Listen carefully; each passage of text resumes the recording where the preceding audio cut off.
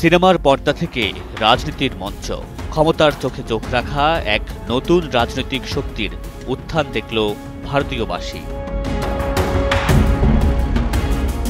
ভারতের প্রধানমন্ত্রী নরেন্দ্র মোদীর দল বিজেপিকে ফ্যাসিবাদী বিজেপি আখ্যা দিয়ে এই আদর্শগত শত্রুর বিরুদ্ধে যুদ্ধ ঘোষণা করেছেন দক্ষিণী সুপারস্টার থালাপতি বিজয়। আর এ বার্তার মধ্য দিয়ে 2026 সালের বিধানসভা নির্বাচনের দামামা বাজিয়ে দিলেন এই অভিনেতা ও রাজনীতিবিদ। গেল বৃহস্পতিবার দলীয় দ্বিতীয় রাজ্য সম্মেলনে বক্তব্য দেন বিজয়। সেখানেই হাজারো সমর্থকের সামনে তিনি বিজেপিকে আদর্শ শত্রু এবং ক্ষমতাসীন ডিএমকেকে রাজনৈতিক প্রতিদ্বন্দ্বী হিসেবে ঘোষণা করেন। সমাবেশে বিজয় বলেন, একটা সিংহ সবসময় সিংহই থাকে, তার গর্জন একবার উঠলেই 8 কিলোমিটার পর্যন্ত প্রতিধ্বনি ছড়িয়ে পড়ে। সিংহ শিকারের জন্য বেরোয়, বিনোদনের জন্য নয়।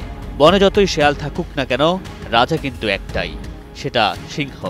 সমাবেশে তিনি স্পষ্ট জানিয়ে দেন, তার দল তামিলাগা ভেত্রি কাজগাম অর্থাৎ তামিলনাড়ু ভিক্টর পার্টি 2026 সালের নির্বাচন কোনো জোটের অংশীদার না হয়ে এককভাবে লড়বে।